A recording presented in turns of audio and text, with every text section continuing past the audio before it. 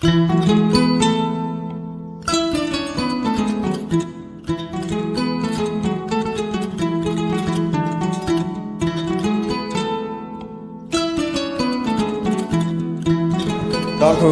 mesdames et messieurs, vous savez,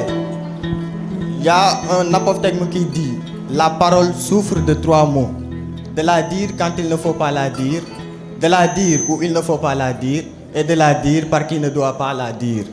Justement, l'honneur au président embrigadeur.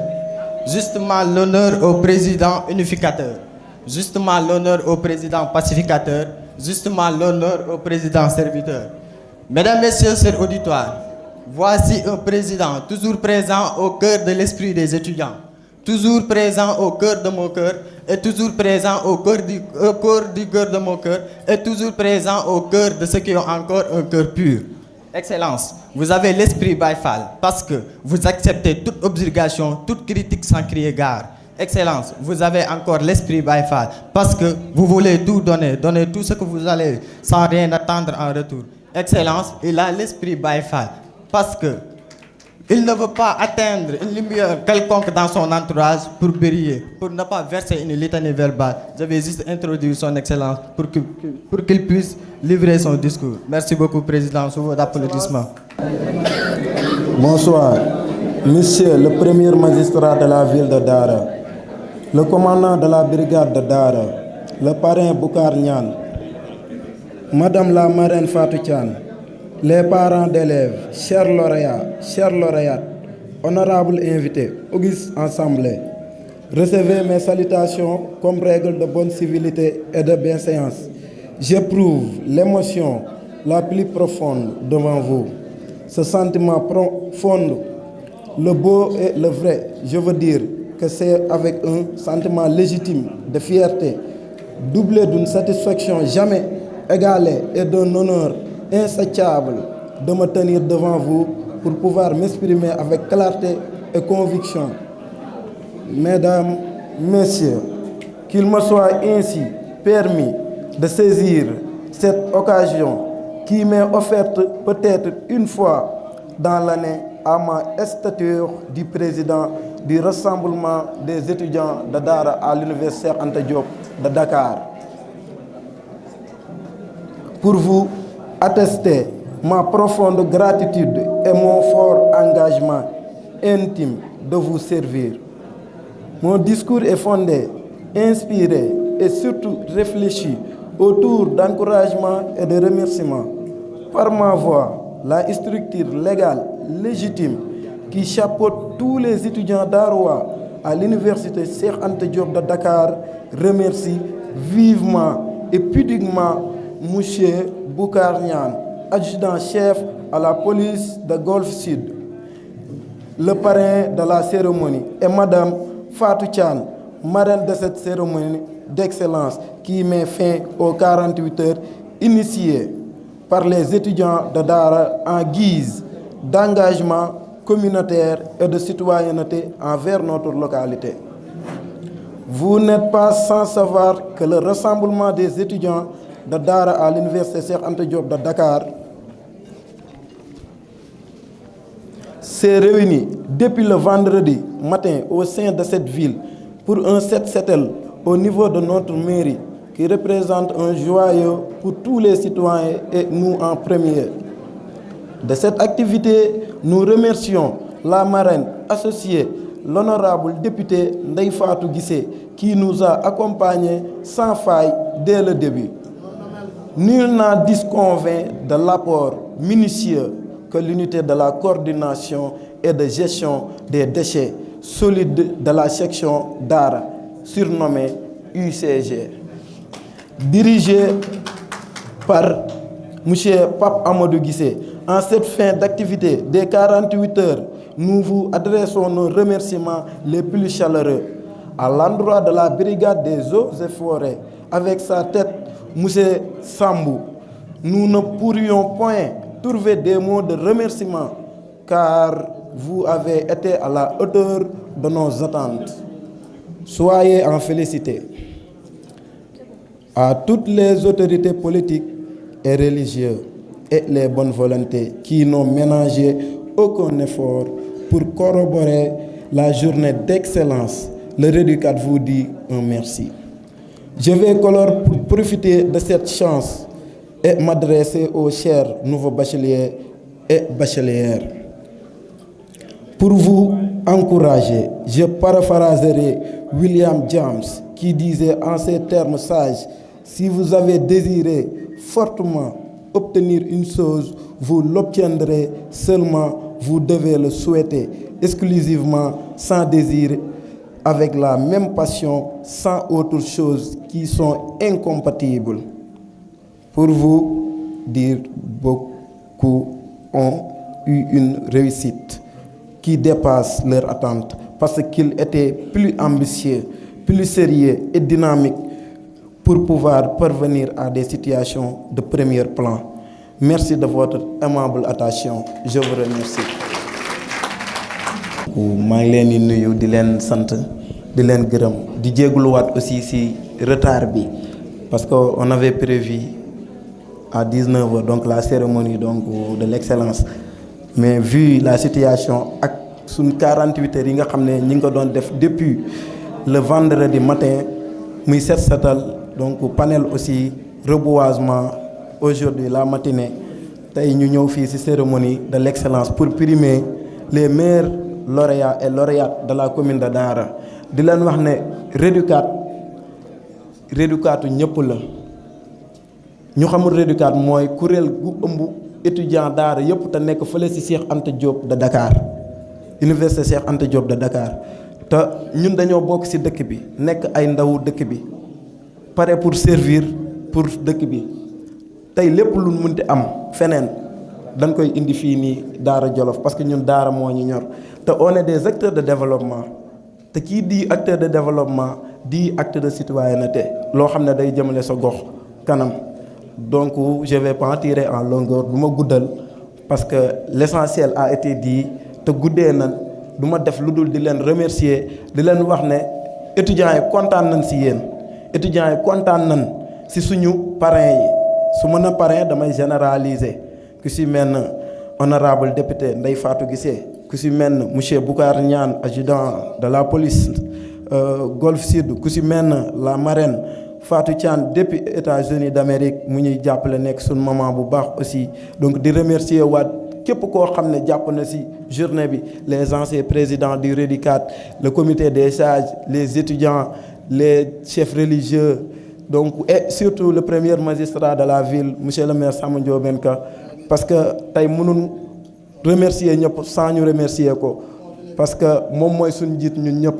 donc duñ def rek lu dul di yemale fii suñu kàddu di leen wax ne ñun ñëpp benn lan Daara moo ñu ñor tey boo demee Ngéwal di nga fa fekk koo xam ne mi ngi dëkk angle l'islam di fa ferek wala fa lay takkee soxna boo demee cosaan di nga fa fekk koo xam ne tey ngën a neen la jëlee soxna ainsi de suite donc yenn yi jaru ko fi nan rafetal parce que kenn xamul fooy mujj te lu jar a ñaan mooy mujj bu rafet yàlla nañu yàlla may mujj bu rafet yokk ñu sutura donc que la fête soit belle encore une fois merci beaucoup honorable. Alors, merci beaucoup très cher président. Donc pour ne pas alambiquer ou tarabouscoter son discours, je vais justement dire que l'éloquence, la pertinence étaient au rendez-vous. Vous avez aussi parlé d'encouragement à l'endroit des nouveaux et nouvelles bachelières. Donc justement pour requinquer, corroborer vos encouragements, je m'adresse directement aux nouveaux et nouvelles bachelières en vous disant, vous vous êtes fixé l'objectif d'accroître votre réussite. Dès lors, vous ne devez plus penser négativement mais positivement. Et vous devez envisager avec optimisme vos sens de réussite. Comme ça, votre succès fera figure de légende dans tout l'espace. Et ainsi, vous serez d'accord avec M. Randall qui disait la volonté de réussir doit être à la base du processus qui fera de vous ce que vous serez. Si vous le voulez, vous le pouvez. Merci beaucoup. Bonsoir l'assistance. Vous m'excusez. Je sais que quand je prends la parole, vous allez lire parce que vous n'avez pas l'habitude de m'entendre s'exprimer en français. Mais sachez que je suis un élève qui a un niveau intellectuel très avancé. Aujourd'hui, je dirais d'accord je dirais j'accepte, je dirais oui à Djibril Tamsir Nia qui nous disait que l'art de parler n'a pas de secret pour nous. Pourquoi je le dis? C'est parce que devant moi, il y a mes 2 enfants qui sont là en train de modérer la séance. Ce qui me va droit au cœur et une satisfaction totale pour dire que, sérieusement, je dirais oui, oui, et mention spéciale à tous ceux qui sont là. Vous savez, en ce monde que nous sommes, il faut savoir lire et écrire, c'est-à-dire il faut faire les bancs. Mais comme nous qui sommes des griots, même on nous demande d'apprendre et d'avoir des diplômes. Ça c'est que sur ce domaine, je suis venu ici aujourd'hui pour au moins parler de mes 2 enfants qui sont là et de l'organisateur Mamadou Lamine Guissé. Il fut des temps, quand on parle de griots, on te dit même la classe des griots, c'est CM2. Si on parvient à dire aujourd'hui qu'ils sont des étudiants ici présents, majors de leur promotion, nous qui sommes leurs parents, vraiment, nous sommes vraiment satisfaits et dire que maintenant, c'est la modernisation. Donc, sur ce domaine, nous remercions vraiment le coordinateur ou le président de Rudicat, Pape Leïti Ndiaye. Nous remercions le coordinateur sortant et tous ceux qui sont là. Nous remercions aussi les parents qui sont là. Mais je dirais, s'il vous plaît, priez pour mes enfants qui sont là. Et Cheikh Oumilo, Cheikh Lo, Mamadou Lamine Guissé, ce sont mes enfants. Je vous demande de prier parce que j'ai tant suivi des gens, j'ai tant suivi des autorités, j'ai tant soutenu des autorités. Je me suis toujours placé derrière des autorités. Puisque Dieu m'a aidé à avoir des enfants qui sont là, je demande à tout le monde de prier pour que ça cesse. Est-ce que vous m'avez saisi? Et je dirais, Dara Djolof n'a rien à envoyer qui que ce soit. Tout ce que une bonne ville a besoin, nous avons cette richesse-là. Nos enfants, vraiment, sont des enfants pétris de talent. Nos enfants sont des autorités. Partout où vous êtes, vous trouverez des enfants du Dara Djolof qui dirigent ces sociétés, qui dirigent ces entreprises, qui dirigent ces policiers, qui dirigent tout. Nous avons même parmi nous un fils de Dara Djolof qui est là, Sidi Sall. Il ne veut pas que les gens parlent de lui. Mais qui a toujours été major de sa promotion. Aujourd'hui, c'est lui qui gère tous les détenus de la région de Louga. Il est là parmi nous, Sidi Sall, il est là. Donc, ce que nous voulons dire, c'est que Dara Djolof n'a rien à envier qui que ce soit. Unissons nos forces, unions de cœur dans une solidarité agissante et que Dara aille de l'avant. Mention spéciale, ça m'a fait de notre trop. Chères autorités, chers parents d'élèves, chers lauréats, Monsieur le Président de l'Amicale des étudiants de Dara à l'Université Cheikh Anta Diop, comme l'a si bien dit mon frère Cheikh Oumilo, je me nomme Cheikh Yoroka, je suis le président sortant du Rudicat. Donc si vous m'avez donné la parole aujourd'hui, je peux dire que vous m'honorez, mais je suis un étudiant, un membre simple du Rudicat.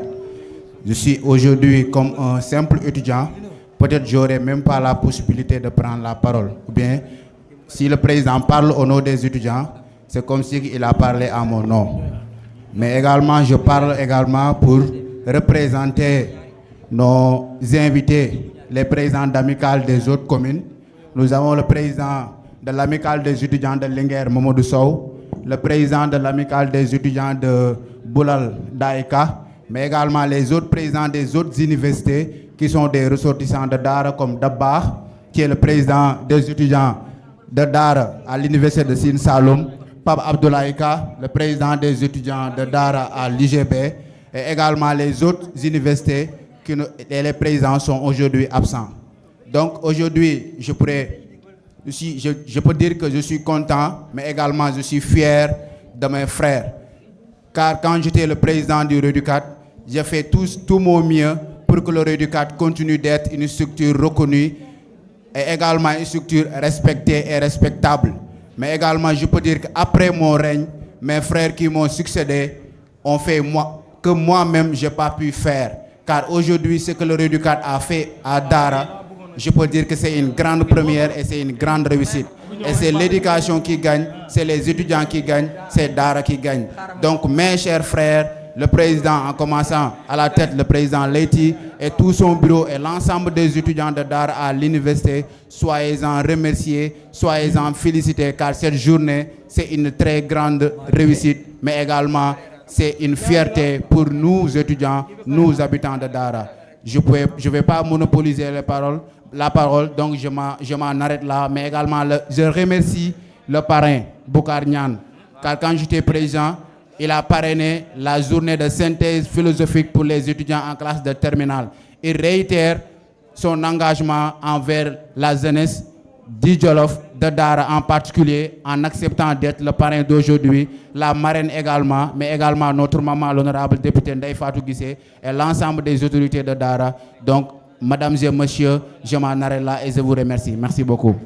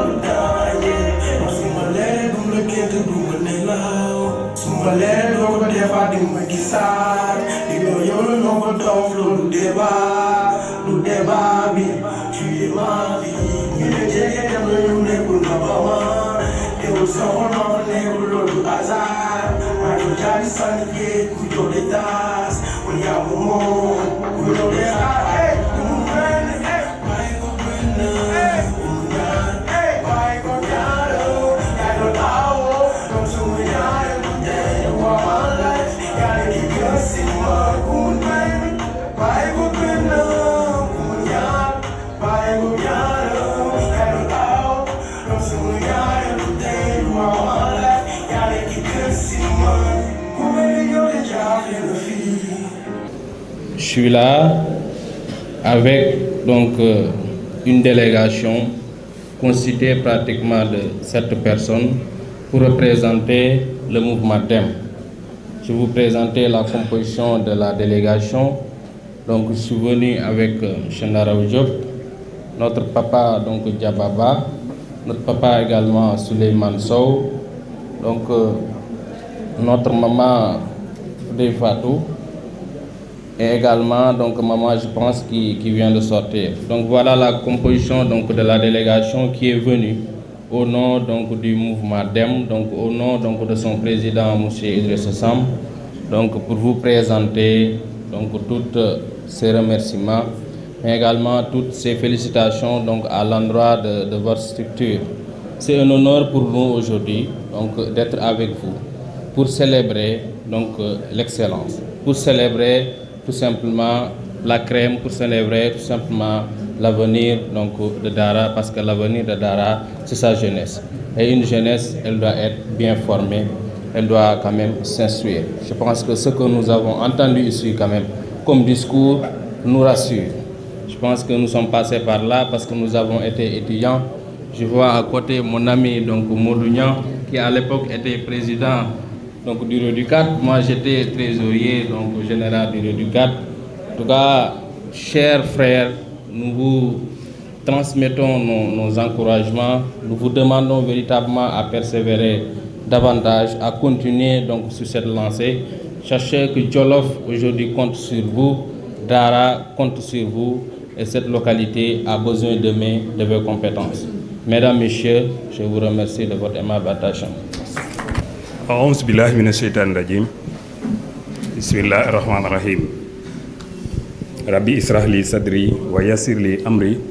wahlul uqdatan min lisani yafqahu qawli. Ñoo ngi nuyu mboolem ñi fi teew ñëpp pour bañ a guddal jël suñu nuyoo teg ko ci loxol président bi waral mbir mi mu jottalil ñu ko ñi fi teew ñëpp di rafetlu bu baax a baax nag organisation bi ngeen xam ne organiser ngeen ko di waa REDUCAT di leen ñaanal aussi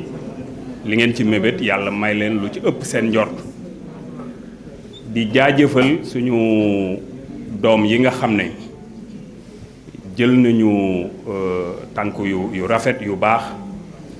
sigil Jolof sigil Daara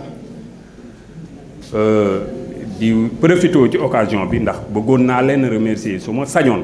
kenn ku ci nekk damay waaxu ba ñëw ci sa kër jox la loxo ñaanal la yàlla yàlla yóbbu la ci kanam diplôme yi ngeen amit bokk ci diplôme yi gën a jëriñ réew mi donc di leen ñaanal jàmm di rafetlu lii nga xam ne moom ngeen sumb di wax ne Jolof mësuñ ko xam mu des ci ginnaaw Jolof ci kanam rek la jëmoon kon bu ñu amee ay doom ñu jël tànk yooyu duñ mën a def lu kontaan si te di leen ñaanal yal na leen diplôme yi jig yal na ngeen bokk ci ñi nga xam ne ñooy jiite ji réew mi ëllëg da ngeen bañ a fàtte seen gox aussi di gërëm nag ñi nga xam ne ñii moom ngeen parrainé ñëpp di leen ñaanal yàlla it parce que xam nañ seen njàmbaarte ak seen yéene ci Jolof gii di ci ràññeeku nag sunu jigéen suñu xarit Ndey Faatu Gisee di jigéen ju mën góor di ko ñaanal yàlla taxawaayam yàgg lool ak mboolem ñi nga xam ne ñi tudd ngeen leen fii ci parrain yi gis nañu délégation yépp nag lii nag ñun ngeen ko defal ñun ñi nga xam ne ñoo jiite école bi ci fii suñu demee ba am résultat yi wax dëgg yàlla ñun day siggil ngeen ñu gàcce ngaalaamaa yéen jaaraamaa yéen ñoo ngi leen di wax félicitation mais sukkuran lakum yal na leen yàlla taxawu njàng nag moom wax dëgg yàlla yéen bay ngeen seen weru tànk pour dem ca kanam yal na yàlla dogalit ñun parents yi ñu bay suñu weru tànk pour njàng mi dem ca kanam ñi leen jiite di leen jàngal ñi ngi leen di ñaanal ñoom it ñu bay seen wewu tànk ngir njàng mi dem ca kanam gouvernement bi fekk si leen ngir njàng mi dem ca kanam ñun ñeenti ñëpp ñoo bokk li ñu bëgg kon kenn ku ci nekk bu jàppee fi nga jëm rek njàng mi jëm ci kanam ñoo ngi sant ñëpp di gërëm ñëpp di ñaanal ñëpp bu wax ji dëngee nag xam leen ne wax moo demee noonu su ma amee fitu taxaw di wax sax pour dama taxaw ci kanam boroomi xam-xam di wax xam ne lu ci matul danañ ko mottali jërëjëf jaaraama sukkuran la. Je vais en profiter pour aussi remercier nos chères mamans qui sont ici là présentes en leur disant que une maman est une présence que ni l'érosion du temps ni la défaillance de la mémoire ne peuvent altérer. Donc nous vous rendons un vibrant hommage et nous vous saluons aussi et nous demandons à tout l'auditoire de faire un maximum de bruit, un tonnerre d'applaudissements pour nos mamans. Merci beaucoup très cher. On va également continuer ou poursuivre le chronogramme. Okay. On va profiter encore pour remercier le président du REEL, Mamadou Sow, président de l'amicale de Boulal, Daïka, président de l'Union des étudiants du Jolof à Saint-Louis, Pape Abdoulaye Ka, président du REDUS, Rassemblement des étudiants de Dara, à Sinsalou, Abdou Aziz Sarr, président de l'Union des étudiants du Jolof, à l'université Assane Seck de Ziguinchor, Modi Wade, les représentants de l'amicale étudiant du Jolof à Thiès, Siley Sow. Et nous allons donner la parole... Et aussi l'Union des étudiants, l'Union des étudiants scientifiques de Dara aussi, avec Daouda comme Diop. président M. Daouda Diop. Daouda Diop, effectivement. Ok, nous allons appeler M. Sidi Sall. Monsieur Sidi Sall. Donc on est là en tant qu'ancien membre du REDUCAT, mais aussi en tant que PDG du cabinet Pivot. On est des Jolof. On a passé à l'université Cheikh Anta Diop, là où on a fait 3 ans d'études à la faculté des sciences économiques et de gestion, là où nous étions le deuxième adjoint au président de la commission sociale. Après nos 3 ans d'études, on a eu notre bourse d'études au Maroc, là où on a intégré l'Université internationale de Casablanca, étudiant en ingénierie de la banque et de l'assurance, en même temps étudiant dans une université privée appelée Institut Noble de gestion et d'informatique, qui a son siège à Toulouse. Donc on est là dans le cadre de massifier nos activités de collaboration. Donc on a fait la semaine passée en Côte d'Ivoire, dans le but de massifier nos collaborations avec des agences de voyage, avec aussi des universités ivoirienne, on a jugé nécessaire de continuer notre parcours, de venir ici à Dara, là où on a presque tout fait, nos études primaires jusqu'à terminale. C'est là où aussi on a eu notre bac. Donc on est là en tant que collaborateur, en tant que partenaire. Donc on avait discuté avec le président du REDUCAT dans le cadre de permettre les étudiants ou même les nouveaux bacheliers ou même les élèves qui ont quand même comme projet de voyager, en même temps aussi de continuer leurs études dans les autres pays, dans les universités internationales. Nous, en tant que PDG d'un cabinet qui travaille avec presque tous les pays d'Afrique de l'Ouest, on a jugé nécessaire de commencer par notre terre natale, ici à Dara, de permettre les étudiants qui ont besoin de voyager, de continuer leurs études, de les octroyer des bourses. Donc, à l'entame de notre partenariat, on a eu à octroyer 5 bourses d'études dans des universités marocaines accréditées par l'État, dans une université qui a existé depuis 2005. Donc, on a octroyé 5 bourses d'études et on a voulu aussi continuer cela parce qu'on est des Jolof. Même si on travaille avec les autres pays, ce qu'on souhaite, c'est de travailler avec notre chère localité qui est Dara. C'est pourquoi on est là, on a quitté Maroc, on a fait Côte d'Ivoire, donc on est là ici au Sénégal, de continuer nos projets, de continuer aussi nos partenariats et nos collaborations. Et on a commencé nos collaborations avec le REDUCAT, là où même nous étions membres, parce que nous étions membres du REDUCAT. Donc comme l'a si bien dit le grand frère, on est des REDUCATiens à vie. Donc tout projet qu'on a eu à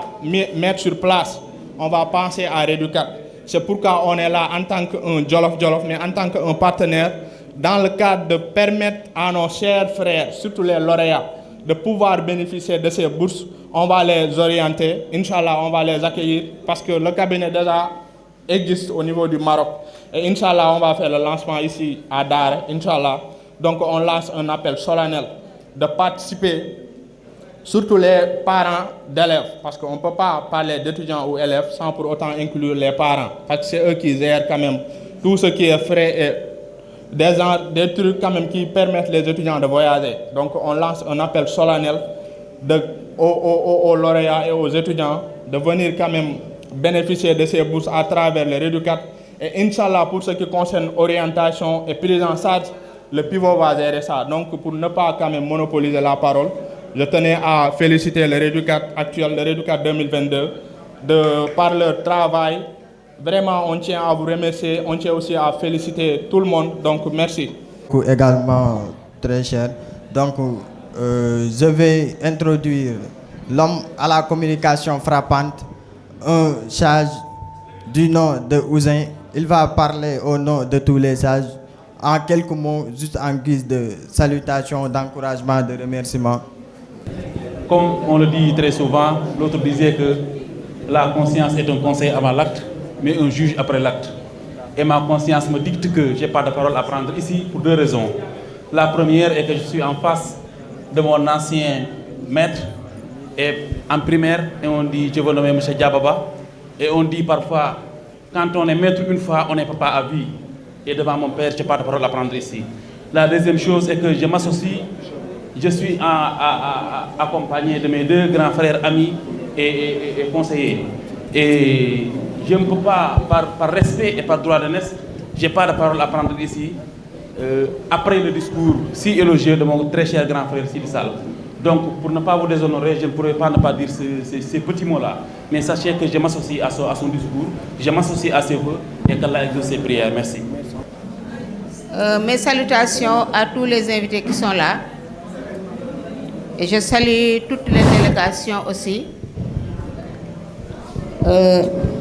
Parmi les délégations, j'en cite la délégation de DEM. Si je cite la délégation de DEM, c'est parce que il y a Idrissa Samb, c'est mon fils, c'est un ami, c'est pourquoi je cite son nom. Je salue aussi mon petit frère Sidi Sall, qui est venu avec une délégation. Je salue les lauréats et les lauréats qui sont là. mais je salue aussi le président qui est là, Leïti, et toutes les amicales qui sont au niveau national. Donc, les dirigeants de ces amicales et les sortants, je vous salue. Et si je salue les dirigeants, à tout moment, je dis que la prochaine fois, si on renouvelle les bureaux, je veux que les filles soient des présidentes des amicales. Et je le souhaite à tout moment. Les filles, je le dis et je le répète, il faut diriger les amicales. Donc, parmi les lauréats qui sont là,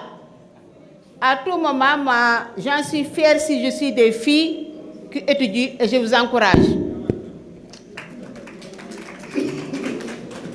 Je remercie le président Leïti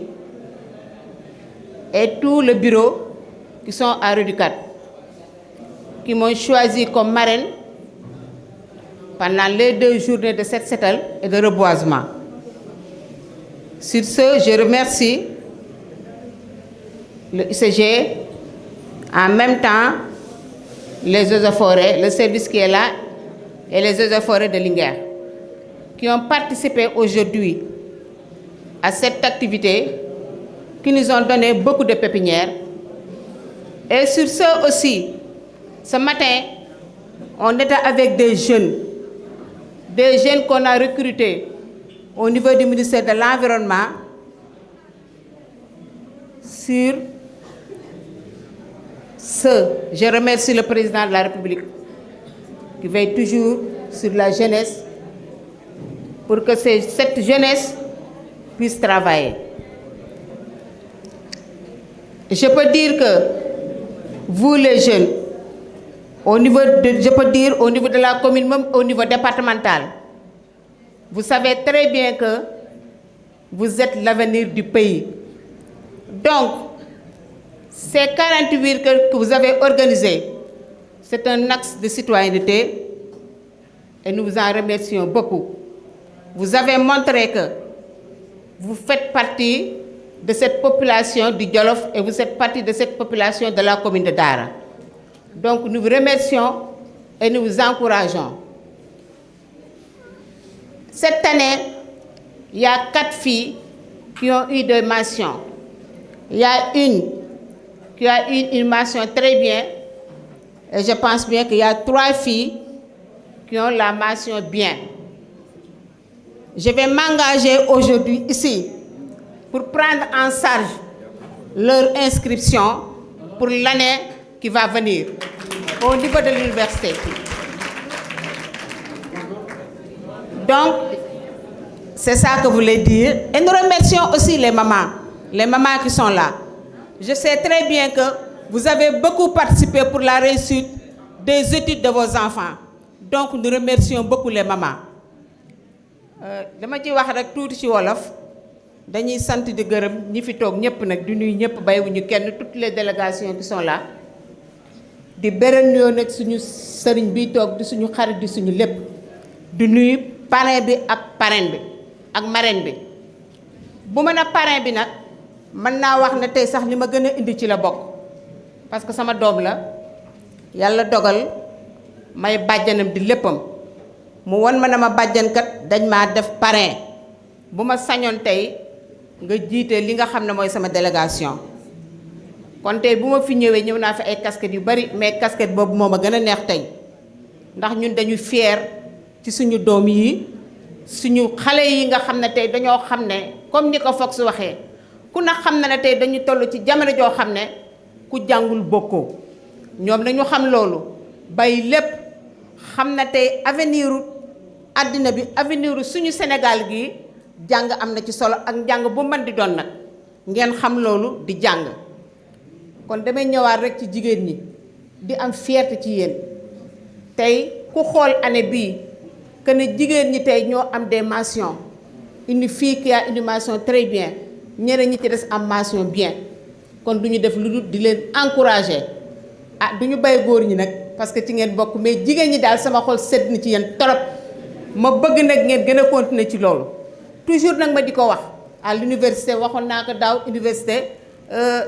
Gaston Berger bu Saint-Louis avec Pape Abdoulaye Ka que je remercie beaucoup nag dama ne képp koo xam ne rek man da nga jiite kuréelu amicale des étudiants muy ñi génn ak ñi fi nekk man ñëpp lay sant ñëpp lay gërëm li tax loolu ñoom xam nañ li may wax sama diggante ak ñoom ci cër buñ ma jox ci respect buñ ma jox ci lépp loo xam ne sax dañ ko ŋànk bu ma ne leen bàyyi leen ñu bàyyi kon yéen sama ay doom ngeen man mënuma leen a fay ci loolu ma di leen ñaanal nag une avenir te yéen bi ngeen am Jolof ngeen àggale ko ci kàttanal suñu borom muy jigéen muy góor donc njàng dafa am solo ñu di leen encourager ngeen gën a jàng ma jël nag un engagement ci kàttanal suñu borom di ko ñaan yàlla may ñu wér ak fekkee tal ñeenti xale yu jigéen yooyu nga xam ne tey yàlla dafa dogal ñu am bac man jël naa engagement ne bu ngeen demee war a dem université seen pré-inscription man gàddu naa ko ci kàttanal suñu borom di leen xamal tim ne dama saisiroon ki nga xam ne mooy le directeur des bourses képp koo xam ne tey am nga mention bien ki amoon mention très bien ku ci ne demoon naa ci sa biir kër waxtaan ak yow waxtaan ak say parents ñu joxoon ma benn formulaire boo xam ne dañ doon maye ay bourses pour ñu war a dem Maroc ki nga xam ne am na mention très bien que am mention bien ak assez bien ñoo ñëpp joxoon naa leen formule bi pour ñu mën a mën a bind war a inscrire ci fi nga xam ne tey war nañoo mën a am ay bourses mais ki nga xam ne dafa am mention très bien moom daf ma wonoon na ma dafa def concours polytechnique mais ay résultats am lay xaar xaw ma ndax mu jonne inscrire ci formule yo mu jonne ko def wala defu ko ma di leen xamal ne tey ku fekkee ne ñi nga xam ne tamit amuñu pré-inscription bu déwénee bëgg nañu dem jàng à l'extérieur mën na leen a guider mën na leen a accompagner ba ngeen wut seen ay pré-inscription te bu boobaa yàlla mën nañoo dimbale ci kattanam ba ngeen am ay bourses ngeen mën a dem jàng à l'étranger loolu moom incha allah yàlla di ma may wér ak fekkee ak tal lu ma ci mën a dox danaa ko dox ba ngeen mën a dem jàngi njàng mu mucc ayib ba bu ëllëgee ngeen ñëw fii nekk ay présidente de la république laa waxuma président de la république kon maa ngi koy ñaan yàlla nañ suñu borom ba defal maa ngi sant ñëpp di gërëm ñëpp bàyyiwuma kenn di ñaan rek suñu Jolof gii yàlla defal ñu fi ndam lu rëy loolu nag ci yéen ñi lañ ko yaakaar ñuy sant nag ñi nga xam ne ñooy waa UCG di sant ñi nga xam ne ñooy waa Eaux et Forêts parce que 2 jours yi nga xam ne xale dañ ma cee defoon marraine dañ ma cee accompagner jàppale ñu ci bu baax a baax di leen xamal tamit ne ci ñi nga xam ne ñooy waa UCG ak ñi nga xam ne ñooy waa Eaux et Forêts gis na ndaw ñi ni leen joxee liggéey ci biir loolu nag dañ ciy remercier ki nga xam ne mooy son excellence le président de la république nga xam ne tey bu sañoon ndaw ñëpp dañuy liggéey kon ñoo ngi leen di sant ñoo ngi leen di gërëm ngeen gën a góorgóorlu gën a jàppoo gën a jàng ba ñu suñu Sénégal gi jëm kanam am ngeen merci beaucoup. mbooloo mi ñoo ngi wax ñëpp asalaamaaleykum wax ni soob na yàlla tey ñu bokk ci délégation kenn ci jigéen ju ñu séddee bés bi mu ànd ak délégation ay kilifaam ay nijaayam ak ay magam ngir ñu ñëw dëbbale ko ci sumb bii ko daara sumbal te mu bokk fi délégation boobu nag ki ko jiite di sunu xarit di sunu sëriñ ñun ñëpp ñu xam ko muy sëriñ Assane si bu sëriñ Omar si bu Mérina waaye ba mu jógee nag dafa ni mboolem ñi banqaasoo ci kër gi te bokk ci ndaw si nga soreek nga jege ñëw leen gunge ji ma ci bés boobu ndax nit amul lu mooy bésam loola moo tax mu ànd ak docteur Oumar Sy defe naa ni borom clinique boobu moom kenn dootu ko laajte ci li nga xam ne mi ngi koy dund ak nit ñi ci biir dëkk bii mu nekk di Daara wala ci département bu Linguère bi yëpp mi ngi ànd ak Serigne Modou Kara Ndiaye dama ni bu ñu nee Kara ni fit ngor jàmbaar loolaat la muy firndeel mooy xam na kon fi mu jëm waaye xam na ñi muy fekk si mi ngi ànd ak ki nga xam ni mooy Mor Kañ Mor Kañ nag buñ ko waxee dañu naan jotaale goj ba ca teen ba yéen ñi tàbbaloon baag bi yéen la ndax ci laaye fam la dég-dég bi amee ci la jàppante bi amee ba ndimbal loolu am dama ni ndimbal nag su fekkente ni jóng bay dimbali te ka ngay dimbali bu ngeen dee ci mbedd yow doo ko xam soo ne taxub yàlla ba tax kenn du la weddi kon Mor Kañ ci moom la lépp jóge ba lii am tey ba ñu jël tey garaatub marraine takkal ko fii ci Waaré di kat muy étudiants yi nga xam ni ñoo yaakaari réew mi ëllëg mi ngi ànd ak Ahmed Lo di jeune intellectuel bu tàmm na butu nag fu mu ma dem rek da ngay defee ni kii Bassine rek la jàng te fekk na la ñëpp jàngale jàng. mi ngi ànd ak Fox gis ngeen sànq présentation mi ngi ànd ak Baara Ndiaye jaar na fi ba jàll mi ngi ànd ak Absa Ndiaye ak ki nga xam ne mooy Aji Ndiaye mi ngi ànd ak Khady Sy ak ki nga xam ne mooy Nafi Sy ak Fat Kouré Ndiaye sunu jarbaat sunu doom ak Mayeta Samb ak Maram Lo ak ki nga xam ne mooy Maam Fama Niang ak Fat Mbay ak ki nga xam ne mooy Khoudia Sy ñooñu nag mooy délégation bi nga xam ni ñoo ànd ak moom. ma wax ni bés bu ci nekk kañu ko jox war naa nuróog moom ci jëmm wala mu wone ko waaye ki ngeen jox bés bi nag ci wàllu social ak jàppalante da di cëram su ma waxee da ngeen xam lu tax ma ni cëram la ndax réewum Sénégal tey ku ko tudd ci diine da nga bàyyi xel góor gi tëdd ci Sine Abdou Aziz muy maam Demba Buna. Demba Buna mooma nag di maam it ngeen tuddi bés bii ndax dama ni soo nee Demba Buna da nga naan ñëpp dañoo jàppoon rek ni moom meññi maam Ousmane jur Seydi Hadji Malick borom Tiwaawan waaye da ngay dikkaat nag ci Demba Buna ni moom maam Demba moomu de moo ñu andil maam Abdou Khoudia moo ñu andil ki nga xam ne mooy sunu maam Sayer Koddu moo jur borom Mérina Sy Alaaji Basiru Si kon Alaaji Basiru Si nag moo ñu andil Serigne Omar ñàkki caaxaan lell curuq bi tey faj soxla demut dikkul te lu ko waay jox bu lambe poosam boobu jox la ko nga wéy kooku mooy Serigne Omar si borom Mérina Serigne Omar nag yàlla dénk ko ngor diine mu am doomam bu tudd soxna Fat Si soxna Fat Si mooma laa ni ñaari cër la Serigne Assane am ndax sëñ Omar da koo jur soxna Fat Si jur Fat Caan muy doomam mu bokkaat ak Fat Si mooma nag biir lumbal gii ci ngañ soxna ak Omar soxna xëy na su ma ci dikkee daañu ko xam kon nga xam ni tey ku bàkk ni sëtub Demba Buna dafay xeeñtu sunna lu dul sunna bon na lu bon bul ca dem kon Fat Caan mooma tey lay cëram mooy fépp fu ñu taggee yonent bi wala ñu tudd fa Seydi Hadji Malick mu xam ni am na fa cër ndax bu ñu nee ngañ soxna ni Mor Ndiaye Mor jur Anta ñu ni Anta ñu jox ko Serigne Omar mu am ci soxna Fat Si bu juree Fat Caan mu dund social war na moo tax ma ni ndimbal li tijjee na bunt bi ci Mor Kanji waaye yamut ci moom ndax cër ba mu am te doon ko dawal nit tëdd na ca lalu hôpital ay mbokkam seetaan ko mu tële mën du te yëkkati loxo moom soxna si mu dégg ko xamul ndaw sax xamuti bokkam mu yónnee xaalis ñu faj ko mu dem këram ñu woo ko ngir mu jokkoo ak moom mu ni du ko def mukk ci àddina ndax yàllaa tax moo di ko def taxub yàlla nag ku cay def lëndëm lay dox doomu aadama na ko gis yéen étudiants yi itamit nag fa mu natt ak yéen a àgg mootu leen ko wax parce que nee na ndàmbu xam-xam képp ku cay dëtam bul wuta màndi ndax yéen ndaw ñii xam-xam bi ngeen di doon ëllëg ñoom ci la ñuy tëbbi ëllëg kon dimbali leen mooy fàttali sa bopp ci ëllëg bu keppaar gi seddee mu ni kon lépp loo nga xam ni ñal na ko te man ko ci fi mu bokk ci si fi mu bokk ci njaay fi mu bokk ci caan ndax wax naa ni soo demee ngeet ni sàq caan nga dem melax ni bàyyi mbuus caan waaye boo demee Mbakke bàyyi fa bàyyam Omar Caan kon bu ngeen ko tuddee bis lépp lu mu ci def cër la ci moom ndax Omar a nga fa de waaye Omar it nag da ngay delluwaat 1212 nga indil ñu maam Alga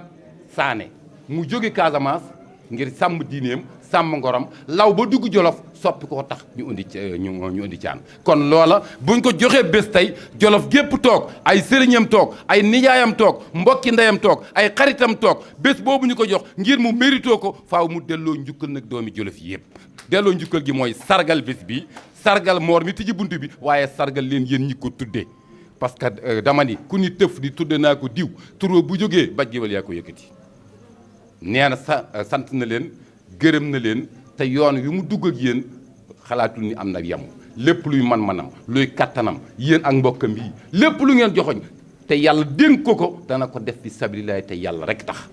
kon nag loolu mooy li nga xam ni moom la ñuy présenté ndax Serigne Assane ku ne xam na ni waxtu wi ca course ga la ko daan fekk bi ngi tëb te bàyyi kara itam ñëpp xam nañu ni ñi fit nekk daal cërub diine la waaye nag seen i ndawale seen i mbokk leen woo ci seenu bés ñu fekk ci cëru bés l'islam bañu ko donc loolu mooy li nga xam ni tënk nañu ko ci du ñu bàyyi nag ñu baal ñu rek ndax dañu fee gis sunu doom ndax Boucar Ñaan su dee parrain ñu ni soxna Fat Caan mooy marraine bi ñun dañuy ñeme ndax Boucar kuy sa baay ñu ni Ousmane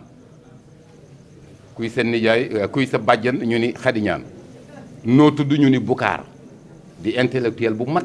ñu tudd ko fi lu nekk ci dëkk bi mu def fi lu nekk ci biir dëkk bi defe naa ni soo demee ba dégg tur accident cër la waaye nag raam la rek boo àggagul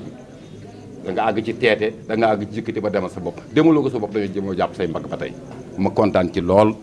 remercier ci bu baax a baax mboolem ñi fi nekk kontaan itam ci yéen di jël kàddu gi nag di ko jox sëñ Omar sëñ Omar nee na jox na kàddu gi sëñ Kara. ñu ngi leen di nuyu bu baax a baax di jégalu nag ci kàddu yi xëy na préparé woon nañ discours sax mais nag daanaka li ëppoon wax na ko te itam waxtu wi guddi na xanaa ñu jàllal rek message bi nga xam ne Fatou yónni woon nañu ko yàlla dafa dogal man je suis un jolof-jolof parce que Linguère laa dëkk waaye nag Touba laay liggéeyee yàlla dogal Fatou papaam nekk dëkk Mbacke ma jiite woon benn mouvement bu ñuy wax mouvement Touba Mbacke émergent doon liggéey ci wàllum social man ak sama xarit bi ma àndal muy Ahmadou Bamba Sarr yàlla dogal ñu présenté ma Fatou ñuy travailler ensemble mais mu nekk nit boo xam ne je pense que le fait que ñu choisir ko comme mu nekk marraine bi c'est pas du hasard parce que fu mu mën a nekk lu mu mën a wax danaan man lu ma am yóbbu daara rek laa bëgg yàlla dogal ñu jot a travailler ci lu bare bari nag ci lu wàllum social ma bëgg leen ci leeral tuuti moom yitteem ak bëgg-bëggam mooy nan lay def pour jàppale femmes yi ak jeunes yi ñu bari nag léegi boo commencé daf yu mel noonu rek dañu am xalaat mais moom li muy def da koy def parce que dafa nekk jolof-jolof yàlla xam na ni démb nelaw def ko xam ngeen ne décalage horaire bi entre États-Unis ak fii mais chaque instant mi mooy woo Modou Kara suba nan la ñuy def Modou Kara suba nii Modou Kara suba naa uniquement pour bëgg journée bi réussir donc ñu ngi gërëm le président ak suñu parrain bi wax dëgg yàlla nee na ma santal ma ko bu baax parce que jàpp na ci ñu ngi nuyu aussi honorable député ak mboolem kilifa yi fi teew je pense que waxti tënkoon nañ ko ci ay këyit mais daanaka sëñ bi li mu wax mënuñ ci teg dara donc ñi ngi sant bu baax a baax di wax ni Fatou am na yéene pour jàppale askanu Daara Jolof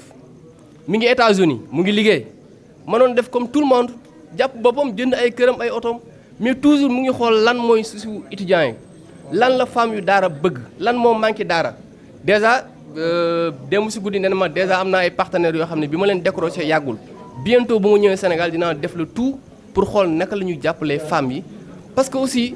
jàpp naa ne war nañu changer doxalin war nañu changer méthode dafa am yoo xam ne c'est facile quoi jàpp nit ñi di leen manipuler sur des choses yoo xam ne kenn mënu ko expliquer loolu moo tax ne moom en tant que jeune mu engagé wu pour ñëw jàppale ñi nga xam ne ñoom ñoo nekk daara gratuitement nag amul dara lu mu siy xaar parce que nit la boo xam ne yàlla dimbali na ko dem na États-Unis mu ngi liggéey créé na entreprise parce que bu leen fàtte ne bon entrepreneur la day liggéey am na ay entreprise à Dakar mënoon def comme tout le monde mais une fois si mu am xalaat am yéene pour retourner waat ñëwaat fi nga xam ne moom la soqee ko donc loolu dañ ciy am fierté nee na aussi mu ngi sant waa Médina Sy yëpp mu ngi leen sant parce que ñoom ñoo tax moom mu accepté parce que moom toujours lu mu doon def da koy def de façon silencieuse moom amul lenn lu muy def ak bruit donc bi étudiants yi ñëwee wax ak moom mu tàggu ay kilifaam ne ko soxna si demal moo tax mu ñeme et je pense que tey waa Médina Sy yëpp ñu ngi fii teew jëmmal nañ bis bi donc ñu ngi sant bu baax a baax di jégalu nag wax dëgg yàlla daanaka kàddu yi moom mënoon naa sax ñàkk parce que kilifa gi wax na lépp macha allah ñu ngi jégalu bu baax a baax président ñu ngi lay sant bu baax a baax ci journée bi vraiment macha allah mention spéciale jaajëf. dañoo wax ne bi ñu jullee ci yàlla sëlmal ci Muhammad sallallahu alayhi wa sallam di ñaanal suñu njaboot gi di ngeen commencé yàlla na ko bur yàlla jëmale kanam di sant ñëpp di ñaanal ñëpp ndax aji Ndey Faatu mi wax léegi fa tubaarkàlla su ma ko fekkee ci béréb bu paree waxee ba pare waruma wax waaye dafa fekk ne kii ñu yónni di kenn ci man Fatou Thiane lii ñu wax ci moom ci baax ak lii nga wax léegi Seex Kan rek laay dëggal fan yëpp maa ngi hôpital wóor na Mor Kañ mi keroog bi may mujjee woo bi ma njëkkee woo di ma dugalal xaalis am naa ñëpp waaye xaalisam ma njëkk a fekk hôpital kon soo waxee loolu ci waa hôpital tey da koy fekk defal doomu aadama dinaa ci participer wax ci loolu ñu koy ñaanal yàlla gudd fan ak wér-gu-yaram li nga wax ci ne Fatou Thiane fu mu jaar mën naa def lu baax wax lu baax ndax ñi ko séq sëñ Omar ay sama maam rek doy nag baax waaye dafa juddoo ci xilaafa gi ñaari yoon Fatou Thiane maamam a njëkk bënnëb teen fii ci Ngeet muy sàq sàqaa njëkk bënnëb teen ci Ngeet def fa daarab jàngu dëkkal ca doomu aadama yi bu walbatikoo Alaaji Omar Sy di maamam sëñ Basiir jur Alaaji Omar Sy Alaaji Omar Sy jur Fatou Sy Mansour Fatou Sy Mansour jur Fatou Thiane mu juddoo ci xilaafa gi ñaari yoon loolu suñ ko waxul ba dem fa tubaarkàlla lii rek moo ma yëkkati Fatou Thiane am na ci xilaafa gi ñaari yoon waaye jut ñetteel na koy nag ci fan ci antay mi yaayam bokk ci Amar soxna ak Ngañ soxna baaba nguy kumbalaari mi ci déemi ndippo dem jàkkaa ko taxa nooj màtt xalimaa ko taxa jaal aljooja Fatim Sylla mi des ci talaatay mbaayee nag bi da yaata Fatim Sylla Anta Njaay jur Fatou Sy Mansour waaye Fatou Thiane fa tubaarkàlla dañ koy ñaanal yàlla gudd fan ak wér gu yaram xale yii na taxaw fa tubaarkàlla yàlla na leen fi buur yàlla gën a bàyyi defal leen jàmm defal ko mboolem jullit Fatou Thiane lu mu baax doyu lu mu dimbale doomu aadama ci lu baax doyu Alaaji Omar ay sama maam rek doy nag baax fii ci Jolof kon su Fatou Thiane su nekkee ci réew ma di fàttaliku doomu aadama yi kon ci baax la bokk ak juddu ci nàmp ci donn ko nit lu mu nàmp da koy tokkamtiku doom dafay nàmp lu mu nàmp da koy tokkamtiku ndax lii mu def ci baax ngeen wax ko fii tey fa tubaarkàlla sëñ laat mi jógee ba Mbàkke ndax yàlla lii kon yàlla na ko buur yàlla gën a jëmale kanam. waaw jërëjëf. ñuy ñaanti yàlla yal na yàlla gën a dolli jàmm di ñaanal nijaayam ji yàlla na ko fi buur yàlla bàyyi. man lu ñu man fa tubaarkàlla li may def nii fa tubaarkàlla ndax yàlla ak sëñ Assane ak Fatou Thiane nii ma woo mënuma ko sax. waaye Mor Kandji mi fa tubaarkàlla dañ koy ñaanal yàlla yàlla na fi yàgg te wér. ndax doon ñeeño bala may setu dara de. te it yéen ñi taxaw ay géwal piir ngeen. waaye jàng ngeen. xoola ba nit ñi di xare bal yi di tàkk seen maama dëkk woon bal ya. kon bu xare paasee jëf takku tey ngeen jàng ba diplôme dañ leen di ñaanal yàlla yal na ko yàlla gën a jëmale kanam ngeen baal ma. jërëjëf. ku ne xam na ne tey jii ni ñun guddee sax waruñu ndax ku nekk kilifa bàyyi ko Mor Kandji nee na ma xaaral nga tëj waaye yàlla damay ñaan ndigal rek di ko ñaan honorable député mi nga xam ne moom la yàlla def mooy kilifa jotaay bi ndax alxuraan daf ne waqtul buyuuta min abwaabihaa booy dugg ci buntu na nga jaar ca booy dugg ci néeg na nga jaar ca buntu ba sagam waa mouvement dem yi ñëwoon ñoo ñaan digal dem kon man am naa sañ-sañ ñaan digal dem te bu ma ñaanee digal dem kenn du ko gisee neneen dafa fekk nag cër la Fatou Thiane mii nga xam ne moom lañ tuddee bis bi dañ ne génn golo gudd na waaye lu ca laal borom yëg ko nit nag buñ ne baax na dañ naan ndax ay mbokkam a ko wax suñu jarbaat la waaye ñun ñoo njëkk a wax ak mbaaxam ndax xale la xale boo xam ne xale avenir la macha allah kartarkal la bi muy xale ba léegi lu baax rek lay wër amul ñun ñi di ay ndijaayam ay maas la ñu def parce que ngir lan jomm na def loo xamante ni bu ëllëgee yaa ngi dégg ñun ñu koy gis moo tax fi mu toll nii loolu lay partagé ak ñun mook suñu mbooloo mi suñu jarbaat ak suñu sœur ak suñu rak kon tey boo gisee bi ñuy wax may discuter ak Cheikh ci suuf ak Mor dama naan ko kaddu yi dafa bari te bu yàggee nit ñi dañ ko gisee neneen te dañ ko cëralee mook ak moroomam te li ma mën a wax ci Fatou Thiane moom laa mën a wax ci Bokar mii ndax Bokar frère la ci man te ku baax la moo tax dara du hasard ndax ñaar ñu tuddee bis bi muy Fatou Thiane ak Bokar yàlla xam na ne benn lañ ndax bëri na document yoo xam ne sëriñ bi da ko doon def seen kër laa ko doon jëre ñoom ñoo ko doon bind yàlla xam na ko wallaay te bu ñu lim dañuy juum ndax autorité fi nekkoon yëpp mënoon nañoo ko tudd ku ne sa tur waaye dañuy sant ñi nga xam ne ñoo jiite délégation Bokar ak Fatou Thiane surtout suñu frère bi nga xam ne moo jugee Touba lii xër la ndax bi may discuter dama ne kàddu gi na nekk benn ñu bëri comprendre ruñ dañ jàpp ne bëgg a wax la da ngay wax ndax boo waxul jugee fa la ñëw ñu ne di jaay ja toog na jërul kàddu dafa am nu mu demee ndax xel dafa ñaaw mais li nga wax Cheikh doy na sëkk ak barke Fatou Thiane nu mën a def baax ndax kuy sa maam Serigne Omar Sy kuy sa maam Isaaqa Thiane kuy sa yaay soxna Far Sy kuy yaayam soxna Anta Ndiaye bu baaxul ñu laaj ko ndax kuñ fi gënul gënuñu wallaahi lazim waaw kon nag damay wax ne rek moom li ko Kara waxee noonu la ambition dëgg mooy wallahi alazim li muy def Kara noonu la ma def léegi la ma woo téléphone na man di jaay ñëpp ay wax parce que xam nga ndax cër bi daf maa foor ndax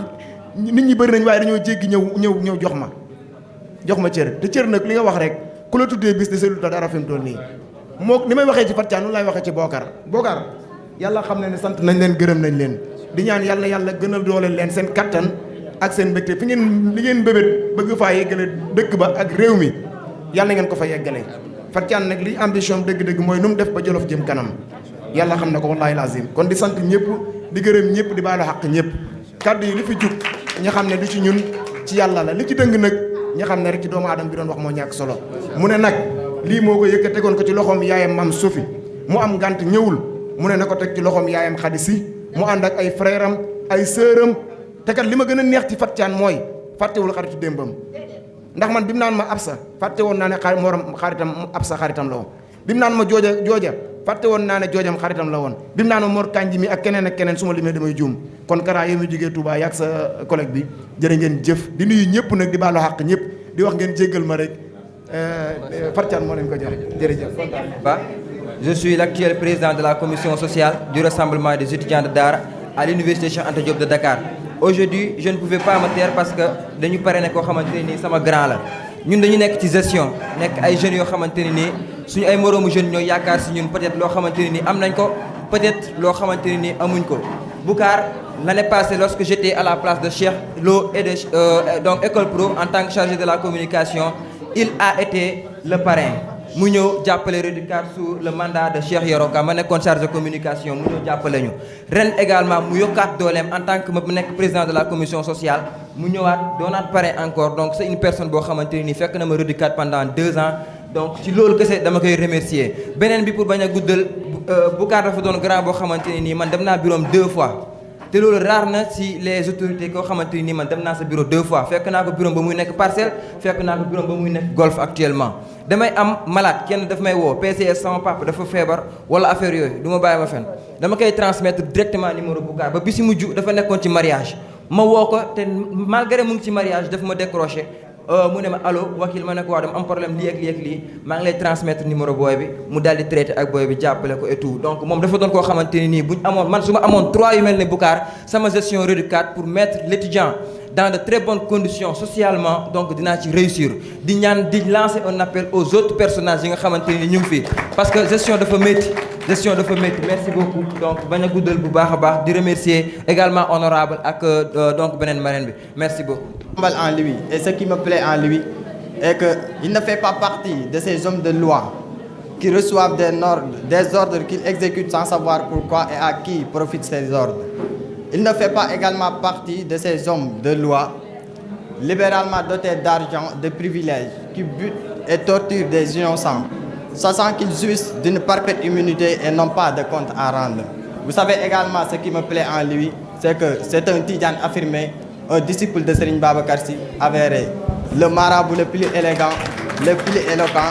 l'homme au sourire légendaire, Boromo Innani Khat Kuntu Min Ahli Ndari. Donc pour ne pas trop verser une diarrhée verbale, je vais justement introduire notre très cher parrain. À vous l'honneur. Bismillahirrahmanirrahim. di leen nuyu ku nekk ci turam ak santam di leen baal wax di leen baal di ñaan yàlla mu boole ñu jégal ci barke Cheikh Al Khalifa Serigne Babacar Sy radiyallahu ta'ala anhu. Monsieur le président du Reducat, Madame l'honorable députée Ndeye Fatou Guissé, chers élèves et étudiants, chers invités de toute l'assistance, je vous dis bonsoir. Permettez-moi à l'entame de mon propos de rendre grâce à Allah le Tout-Puissant de nous avoir permis de nous retrouver comme par le passé pour vos activités annuelles, aussi importantes les unes que les autres. Je voudrais à cette occasion vous témoigner toute ma gratitude pour le choix porté sur ma modeste personne comme parrain de cette soirée d'excellence. Au-delà de ma personne, c'est un honneur que je partage avec ma famille, mes pères, en l'occurrence les hommes de tenue de Dara, mes frères et sœurs ainsi que toute la population de Dara. Ces activités citoyennes inscrites dans votre programme de 48 heures, en l'occurrence le 7 Setal, le reboisement, la campagne de sensibilisation sur les maladies cardiovasculaires, prouvent à suffisance votre volonté de participer au développement de notre chéri territoire Daara Jolof. L'heureuse initiative de primer à cette occasion les meilleurs élèves de la commune est à saluer en réalité. En effet, elle servira de sainte émulation à nos cadets pour toujours être plus performants dans les études. Les bons résultats engagés par nos étudiants dans les différentes universités du Sénégal au baccalauréat et au BFM augurent de lendemain meilleur pour notre chère commune d'Aara Djolof. Je tiens à remercier l'ensemble des panélistes et animateurs de cette soirée d'excellence qui ont pris de leur temps, malgré toutes les contraintes, pour nous accompagner. Je ne saurais terminer mon propos sans pour autant remercier et rendre un vibrant hommage mérité à mon père qui, en plus d'être mon idole, est ma référence. Une personne qui n'a ménagé aucun effort pour l'éducation de Daara. Merci pour toute l'assistance. Merci aux invités. Merci et félicitations aux élèves primés. God bless Reducat. God bless la commune de Daara.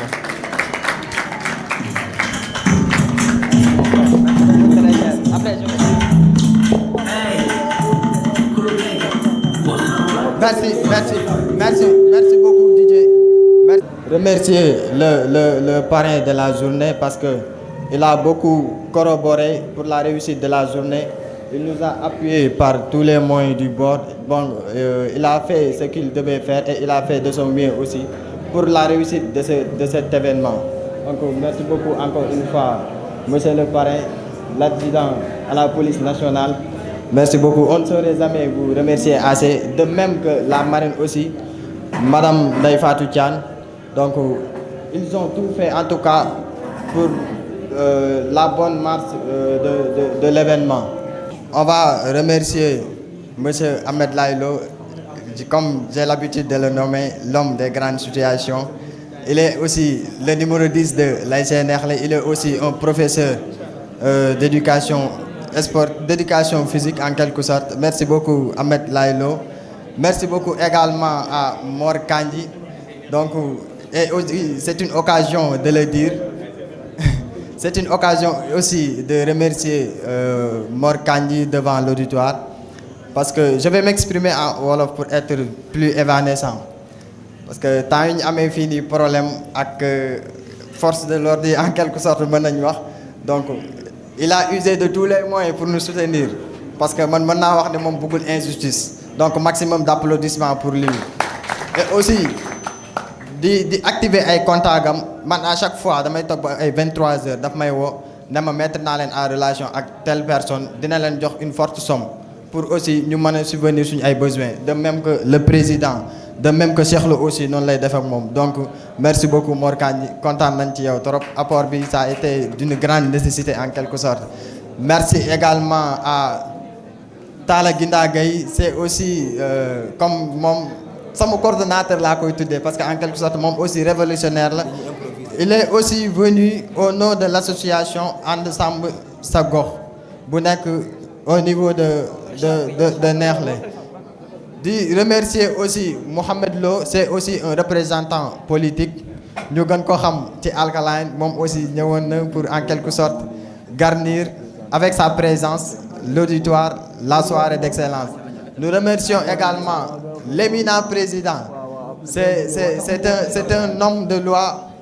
aussi un frère de loi. Monsieur le président, Pa Abdoulaye, le président des étudiants de Saint-Louis.